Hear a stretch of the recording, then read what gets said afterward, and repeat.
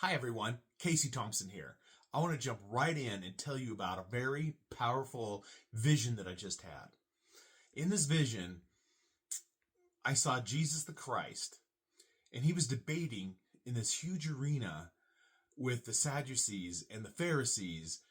Jesus was educating them that God, as our creator of all, that he is therefore in everyone, that the kingdom of God is inside everyone, that all mankind is one and that all mankind is connected, that there is no separation from God, that anyone can connect with God directly, and that everyone should find knowledge themselves. The vision then forwards, I start to see early religious leaders after Jesus.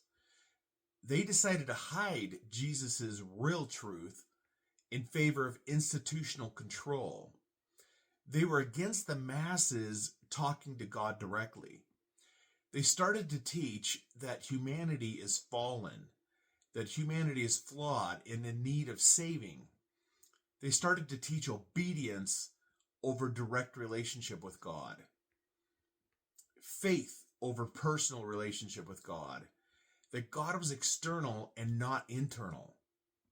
You see, Jesus didn't teach sin and repentance. Jesus was a teacher of knowledge, that the real battle was against ignorance, that there was a need for spiritual awakening. I asked my angels, why were many of Jesus's truths changed in religion? They said because of power and money, that there is no power and money to be made unless you can control the people. They said that Jesus was a teacher and a liberator. They then quoted to me John 10:34 and Psalms 82:6, which clearly states that God is in all. I was then shown that early Christians would meet in small groups, and they would discuss spiritual awakenings, the same things that Jesus taught. They were able to see and interact with the other side, with higher dimensions.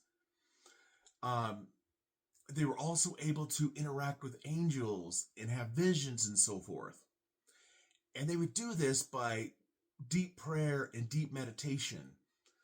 Gradually, these groups were shut down because, again, individual thinking didn't work for the religious institutions because they wanted to be able to control the masses.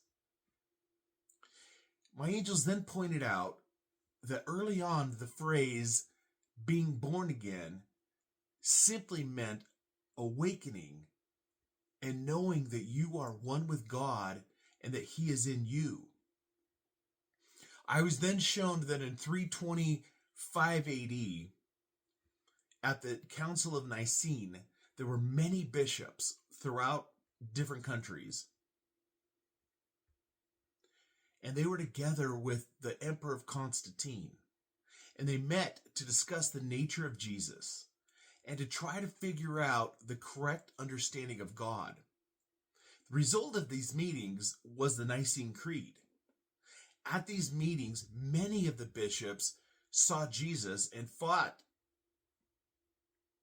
their belief that Jesus was a great teacher, but that he wasn't divine.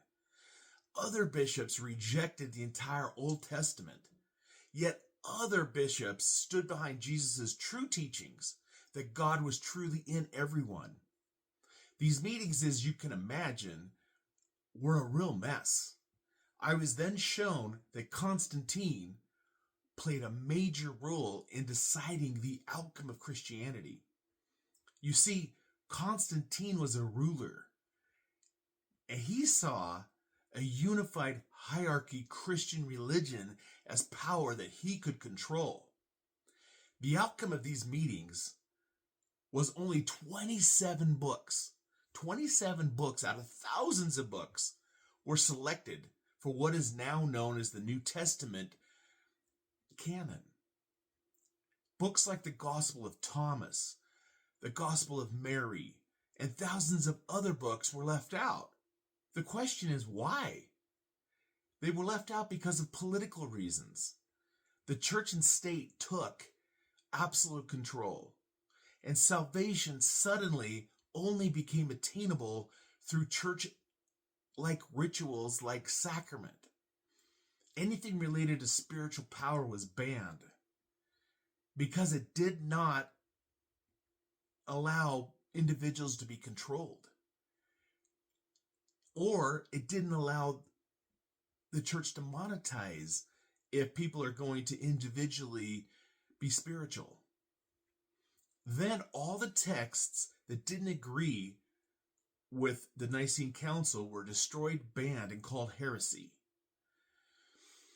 My angels then said, you see, salvation is a personal path, that awakening the divine that is in each individual, not churches being the sole authority and pathway to God, or manipulating church doctrine. I was then shown that many leaders in early Christianity were women.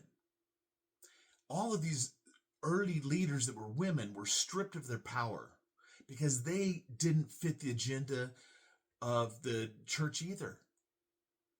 From this point forward, anyone teaching Jesus' real truths were hunted down, they were imprisoned, and many were killed. Jesus' story turned into a weapon of control. The church control agenda continued for thousands of years. Like in 367 AD, Bishop Athanasius called for the destruction of all books that were not chosen to be in the Bible or the New Testament. Unbelievably, for over 1,000 years, the Bible was only translated in Latin. The reason was that the masses couldn't read Latin, and common folk were banned from reading it or even owning a Bible. This is another reason and an ability that the church had to control the masses, because they were the only ones allowed to read the Bible. Finally, in the 15th to 16th century, the printing press was invented.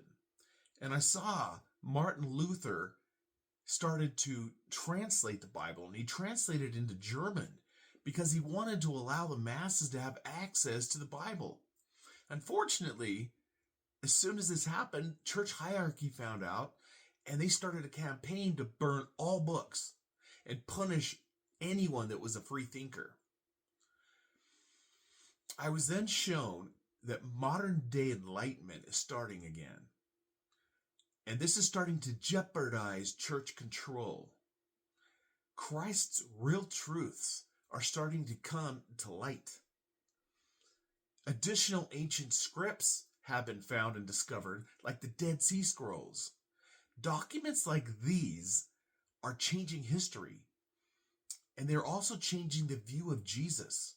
They're changing the view of salvation, and they're changing the view of our relationship with God. I was also shown that nowadays, with the age of the internet, hidden truths are revealing themselves.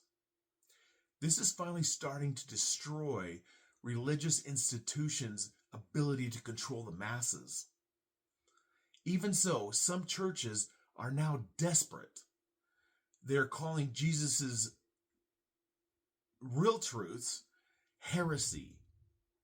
They're calling them false. They're desperate to maintain their control. Strict obedience is now being replaced with personal transformation. There's a shift from faith in religion and religious control to individuals having spiritual awakenings and getting to learn God themselves. There's a shift from humanity being told they're flawed and weak and being judged to that of knowing we are all children of God and that God is inside everyone. That is the big change. God bless you all. I love you all.